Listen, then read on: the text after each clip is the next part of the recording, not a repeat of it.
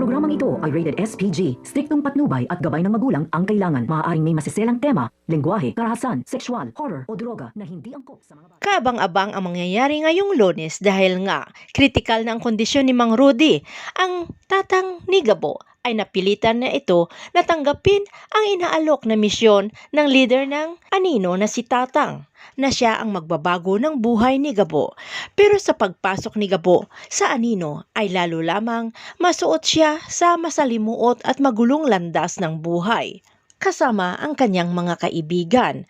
Ganon din si Betchay, ang pangalawang asawa ni Rudy, na nasa interview ay tudubigay na ang ginawa na pag-iyak, na ginawaan niya ang pagmamakaawa sa harap ng kamera para makahingi ng tulong sa mga nanonood kahit kahiya-hiya na ang kanyang lagay. Dito nga ay iisang misyon na dalawang grupo ang gagawa nito, ang paghuli dito sa kay Victor Safra o alias Tigre, na muling magkukros ang landas ng dalawa, Samantha at Gabo, na pareho ang pakay hulihin si alias Tigre, buhay man o patay. At sa pagsunod niyang dalawang grupo dito sa kay Mr. Chan ay napadpad sila sa isang bar na doon magkaganap ang transaksyon ni Mr. Chan at saka ni Victor Safra. Pero dito nagkabanggaan ang grupo ni Sam at ang grupo ni Gabo. Ganon din, dito rin nagmuling nag-cross ang landas nila Gabo at ni Samantha, hanggang sa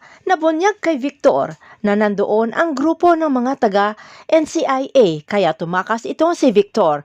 Pero hindi titigil itong si Samantha, ganon din itong grupo ni Gabo, hanggat hindi nila mahuli itong si Victor Safra, kaya nagkaroon ng matinding habulan at bakbakan na ang dalawa, Samantha at Gabo, ay nagpakita ng kani-kanilang galing sa pakikipaglaban. Sino kaya sa dalawa, Samantha at Gabo, ang makakahuli dito sa kay Victor Safra o alias Tigre?